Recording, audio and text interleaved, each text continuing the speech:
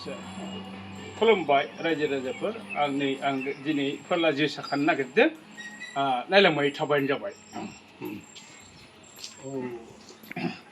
आच्छा नैबे गिदिरथार आं बेखौ खानोसै आनिफ्राय नैबेबो गिदिरथार बेखौ खानोसै बास बेबो गिदिरथार आं बेखौ खानोसै बास बेबो देरबाय गिदिरनो बेखौबो खानोसै बेबो गिदिर जाबाय बेखौ खानोसै बास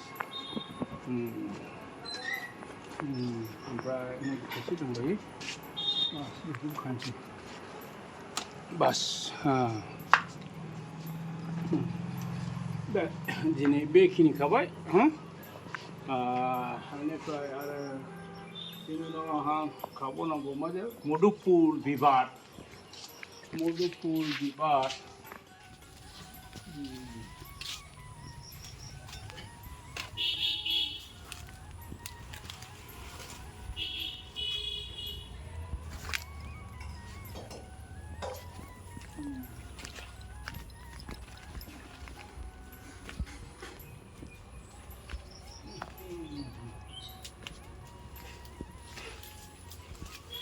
बापरे मुदुफुल बिबारखौ खानाय जाबाय नैबाय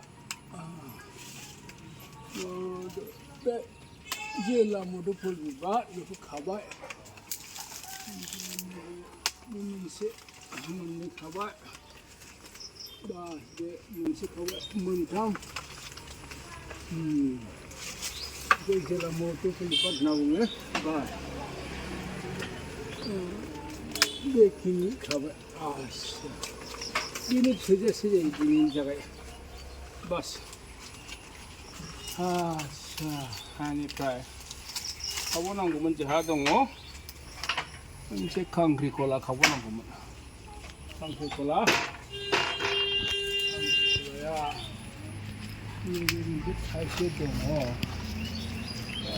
मोनानायसो बारा सिनाय हाला दिनै बेखिनिखौनो खाबाय गाबोन नैबे खरलाखौ माबा खांख्रिखला ओमफ्राय नैबे दाङा बे